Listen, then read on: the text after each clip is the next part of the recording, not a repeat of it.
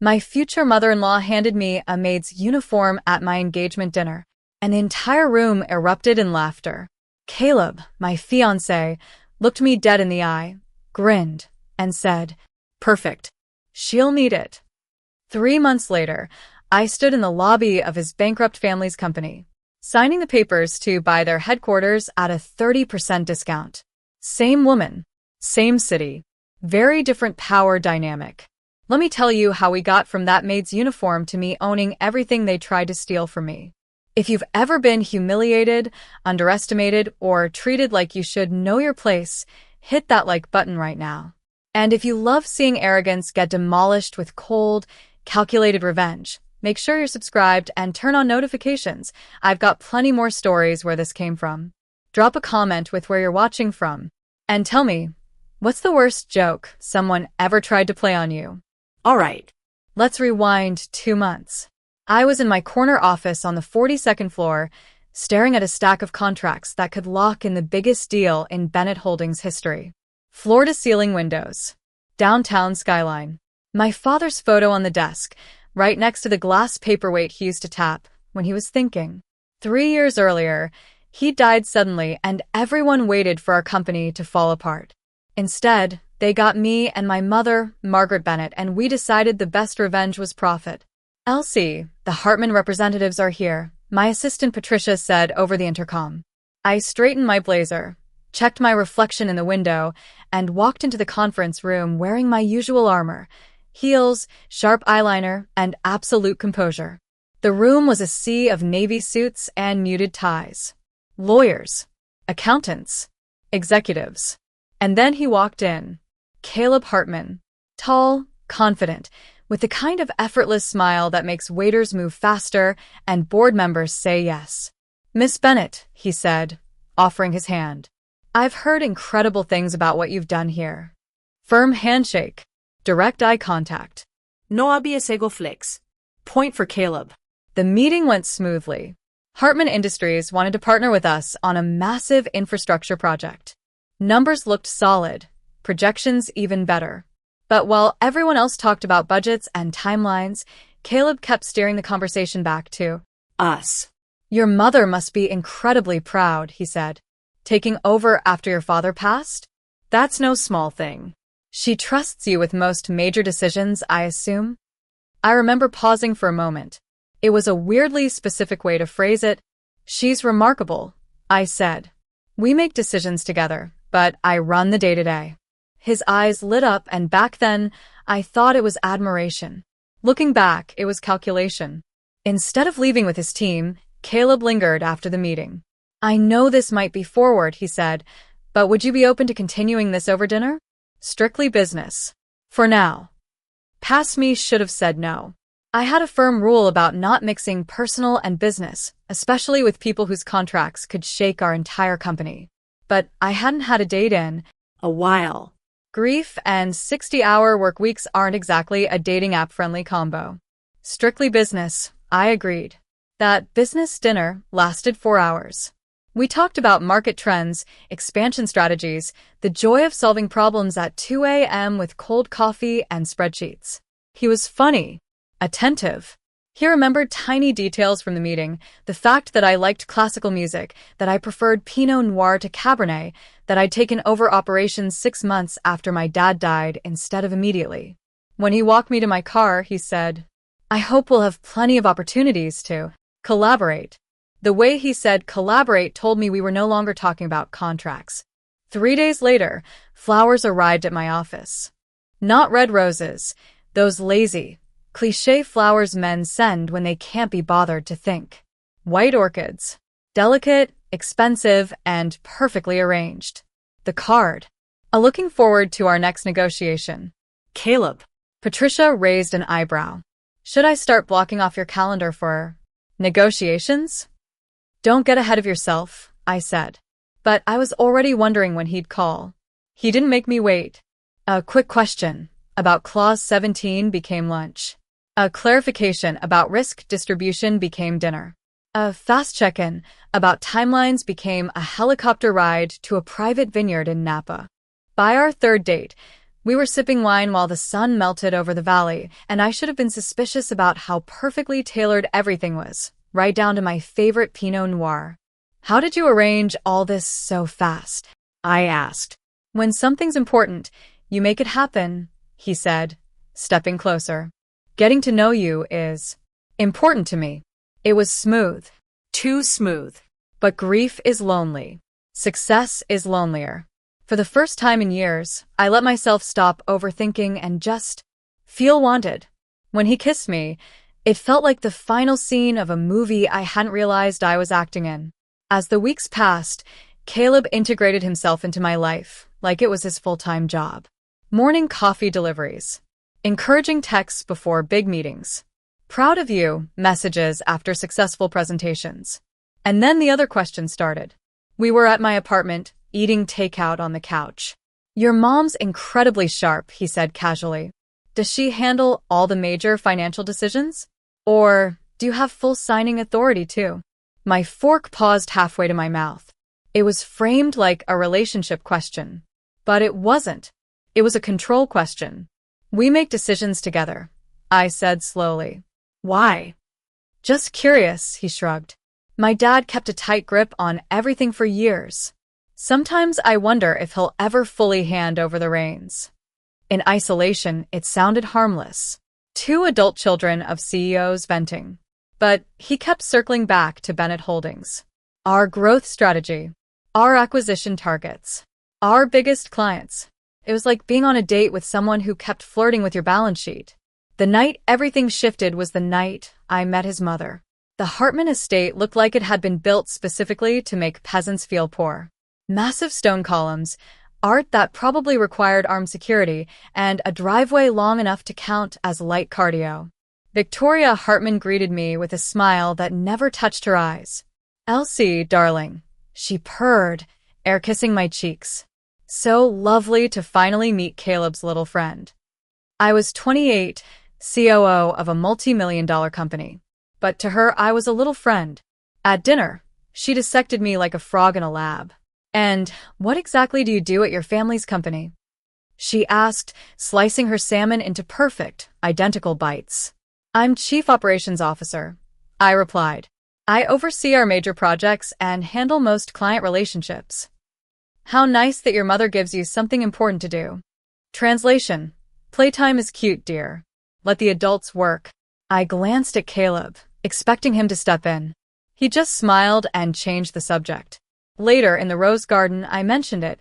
"Your mom seems intense." "Don't take it personally," he said, putting an arm around my waist. "She's protective. She'll warm up once she realizes how amazing you are." Then he stopped, reached into his pocket, and dropped to one knee. 2 months. "Elsie Bennett," he said, opening a velvet box with a 3-carat diamond. "Will you marry me?" The logical part of my brain screamed. Too fast. Too convenient. Too strategic. But the lonely part, the part that missed my dad, that had lived on coffee and contracts for 3 years, was starving. I said yes. I blamed the roses. And the moonlight. And the fact that for once I wanted a fairy tale. My mother was happy for me. Cautiously. "That's quite sudden, darling," she said. "I'd love to meet with both of you soon. We should talk about the business implications." Of course she went there. That's who she is. That's who I learned from. And suddenly, business implications became the theme of our engagement. The announcement in the business journal triggered a wave of congratulations and a few raised eyebrows. Over lunch, my lawyer friend David said, "Be careful with that family. Victoria runs Hartman Industries with an iron fist. Caleb's more decoration than decision maker." This didn't match the image Caleb had painted of himself. When I brought it up, he brushed it off. "David's been bitter ever since we passed on working with his firm," he said. "Jealousy does weird things to people." But it was the way he changed the subject that stuck with me. From there, the red flags stopped being flags and turned into a marching band. Victoria hijacked the engagement party planning. "I've booked the country club," she announced. "Saturday evening, cocktail attire, the usual crowd. I'd like to add some of my family and friends to the list," I said. "Of course, dear. Send me a list," and I'll see what can be accommodated. What can be accommodated? At my own engagement party. Meanwhile, Caleb's questions about the company sharpened. You know, if we combined our operations, he said over dinner one night, the synergies would be incredible. Imagine having unified leadership. He said leadership while looking at himself in the reflection of his wine glass. Then came the night he drank too much scotch. We were at our favorite restaurant. His words were just loose enough to be honest. You know, when Mom first suggested getting to know you better to help our business position, I thought she was being dramatic, he laughed. I froze. Help your business position how exactly? He blinked, realizing too late what he'd said. She's always thinking about mergers, partnerships, market stability, that sort of thing. Caleb, I interrupted. How much did you research Bennett Holdings and my role before you bumped into me in that meeting? Silence. The kind of silence that tells you everything you need to know. I excused myself, walked to the restroom, and called my mother. Mom, I said, gripping the sink so hard my knuckles went white. I need you to pull everything we have on Hartman Industries. Tonight. What's wrong? I think I just agreed to marry a business strategy. The next day, we sat in my mother's office surrounded by printouts, financial statements, and internal reports our analysts had compiled. They're in more trouble than they've disclosed, she said, tapping a chart with a pen. 3 major clients gone in 6 months. Cash flow projections are ugly. A partnership with us would keep them afloat. A merger would save them entirely. The word merger curdled in my stomach. Suddenly, Caleb's urgent interest in my signing authority made sense. So, did the warp speed proposal, the aggressive push to talk about combining things. They're not looking for an equal partnership, I said quietly. They're looking for a buyout with a bridal gown. My mother's expression turned lethal. Over my dead body. Then came the merger proposal. A thick folder landed on my desk, delivered by Hartman's legal team. I skimmed the terms and felt heat rise on my neck. They wanted to merge, which in their language meant Hartman Industries would become the controlling entity. Caleb would be CEO of the combined company. My mother would be VP of operations. I would report to my husband. Our company would be valued at 20% below market. They wanted me to sign away my father's legacy for the privilege of being demoted in my own house. I showed my mother. This isn't a merger, she said, voice cold. It's an insult. That night, I confronted Caleb. These terms are outrageous, I said, dropping the folder on his dining table. They're standard, he replied. My family has more experience with large-scale operations. My family built Bennett Holdings from nothing and has been profitable every single year. Profitability isn't everything, Elsie. Vision matters, too. There it was. The condescension. The mask slipping. I'm not signing, I said. He stared at me, then exhaled. Then we'll have to postpone the wedding. My heart clenched. Is that a threat? It's reality. My family won't support a marriage that doesn't make business sense. And just like that, my engagement wasn't about love. It was about leverage. Fast forward to the engagement dinner. 24 guests. Intimate, supposedly. Victoria's chosen country club. Victoria's menu. Victoria's flowers. I wore the navy dress Caleb had picked, feeling like an actress in a play someone else had written. For a while, it was fine. Toasts. Polite laughter. My mother making small talk with people she'd happily cross-examine in court. Then Victoria stood and tapped her glass. Before we end this lovely evening, she said, I have a special gift for our future daughter-in-law. A staff member appeared with a large, beautifully wrapped box. Something in my chest tightened. I peeled back the paper, opened the lid. Inside was a black maid's dress, white apron, and a little cap. The whole cliché. The room went dead silent for 3 seconds. Then Victoria laughed. A bright, tinkling trill. Oh, it's perfect, she said. She'll need it, living in her house. It just makes the transition official.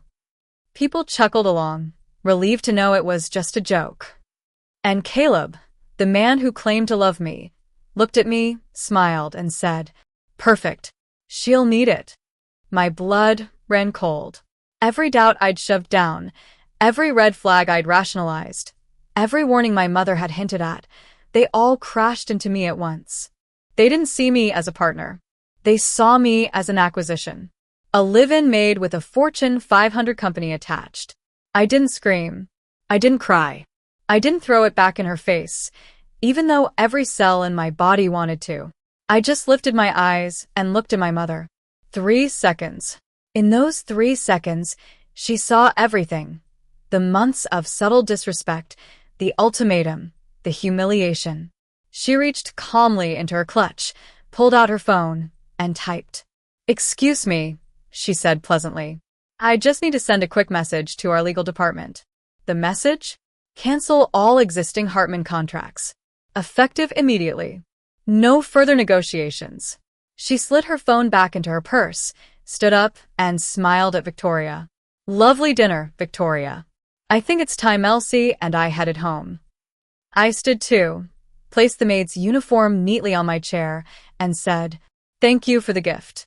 It's very revealing." "Elsie." Caleb half stood, his voice sharp with panic. "Where are you going?" "It was just a joke." I turned back and met his eyes. "Was it?" I asked softly. Nobody had an answer. So I walked out, my mother beside me, leaving the maid's uniform and my old life at that table. We didn't sleep that night. We turned my mother's dining table into mission control. Laptops. Phones. Contracts. Contact lists. They wanted a merger? My mother said, pouring coffee at 1 a.m. They're about to get one with bankruptcy. By sunrise, we'd canceled the church, canceled the flowers, canceled the catering, the band, the photographer, the vintage Bentley, canceled every Hartman contract with Bennett Holdings. Every call required some version of, "Hi, this is Elsie. The wedding's off." Reactions ranged from sympathetic to nosy. Cold feet. No. Clear eyes. The Hartmans did what entitled people do best. They tried to control the narrative. Victoria posted a carefully worded message online. "Heartbroken for my son. Sometimes you discover a person doesn't share your values of commitment and loyalty. Praying for everyone involved." No mention of the maid uniform. No mention of the ultimatum. Just enough vagueness to let people assume I was unstable and dramatic. For about 48 hours, I doubted myself. Was I overreacting? Was the uniform just a joke? Did I blow up my life because I was scared? That fog lifted on day 3. Someone at the engagement dinner had filmed the joke on their phone. It hit social media like gasoline on a match. There I was on camera, opening the box. The maid's dress. The laughter. Caleb's "she'll need it." The comments were brutal for them. This is abuse disguised as humor. Imagine being that threatened by your son's successful fiancé. Good for her for walking out. Victoria's martyr act crumbled. On the business side, things went downhill fast. For them. Without our contracts and with their financials already shaky, Hartman Industries started hemorrhaging. They tried to pitch mergers to 3 other companies. All 3 called us to ask, "So, what exactly happened over there?" My mother's answer was simple. "We prefer partners who don't view our CEO as domestic staff." Caleb tried one last time to fix things his way. He stormed into my office without an appointment. "We can still fix this," he said. "We can start in your condo if it's that important to you. We can give you a bigger title in the merger." He genuinely thought this was about where we'd live and what would be printed on my business card. "Caleb," I asked quietly, "when your mother handed me that uniform, what did you think?" He shrugged. "I thought it was funny. Mom has a weird sense of humor. You would need it. Someone has to manage the staff, the house, all that domestic stuff. It'd naturally fall to you. And my company? You'd still be involved. Just less pressure. You could focus on the family." There it was. The core of it. He didn't want a wife. He wanted an asset manager with a womb. "Get out of my office," I said. "You're making a mistake that will ruin both our companies." I looked him dead in the eye. "Then we'll see who actually knows how to run one." Spoiler, it wasn't him. 3 months later, a bankruptcy firm sent us the official notice. Hartman Industries was done. Their clients were gone. Their cash was gone. Their connections evaporated the second they stopped being profitable. Bennett Holdings picked up 2 contracts they'd lost, and then we got the real cherry on top. Their headquarters building was going up for sale at a bankruptcy auction. Prime location. Underground parking. Great skyline view. We bought it. 30% below market value. I signed the final documents in the same lobby Caleb had once walked through like a prince. As I finished the last signature, I saw movement near the elevators. Caleb. He looked smaller. Not physically, but deflated. The expensive suit, the nice watch, the posture of someone who'd just watched his entire identity evaporate. "Congratulations," he said when he reached me. "Must feel like the ultimate victory." "It feels like good business," I replied. "Nothing personal." "That's the thing," he laughed bitterly. "For me, it was personal." "That's the saddest thing you've ever said to me," I said. "Why?" "Because you still don't understand what you lost." "In case you forgot," he said, "I lost my company. My family's legacy." "You lost someone who would have built something real with you," I replied. "You lost a partner. And you never even noticed because you were too focused on acquiring assets." We stood there in silence for a moment. Then I added, "Oh, and we're keeping the Hartman name on the parking garage. As a reminder." "A reminder of what?" he asked. "That sometimes, when you try to buy a woman's life and call it love, she turns around and buys your building instead." 2 years later, I stood in the same church where I was supposed to marry him. Not in a wedding dress, at least not yet. I was there as a guest, watching my friend's daughter walk down the aisle toward a man who looked at her like she was the entire universe. No contracts. No merger talk. Just love and community and hope. At the reception, a friend introduced me to someone. "Elsie, this is James," she said. "Pediatric surgeon. Decent cook. No visible red flags." He laughed, shook my hand, and said, "Full disclosure, I work 60 hours a week and have zero hidden agenda unless you count wanting someone to split dessert with." 6 months later, we were planning a small garden wedding at my parents' house. 30 people. No country club. No power plays. On our second date, I told him the whole Hartman story. He listened quietly, then said, "Any man who feels threatened by your success doesn't deserve to stand next to you, let alone share your name." The morning I married James, I looked in the mirror and realized I wasn't nervous. Not even a little. No ultimátums. No contracts desguisa das romance. No mothers joking about my place. Just a man who respected me, a company I loved running, and a life I chose. Sometimes, revenge looks like bankruptcy papers and buying the building of the people who try to own you. But the best revenge is living so well that their approval becomes irrelevant. If this story hit a nerve, if you've ever been treated like you should be grateful to be included while someone steps on your neck, go ahead and hit that like button. Subscribe for more stories where manipulation backfires and karma shows up with receipts. And tell me in the comments, what's your line in the sand now? What will you never again let someone take from you? Your time, your dignity, your career, your peace. Because once you define that, nobody gets to hand you a maid's uniform and call it a joke ever again.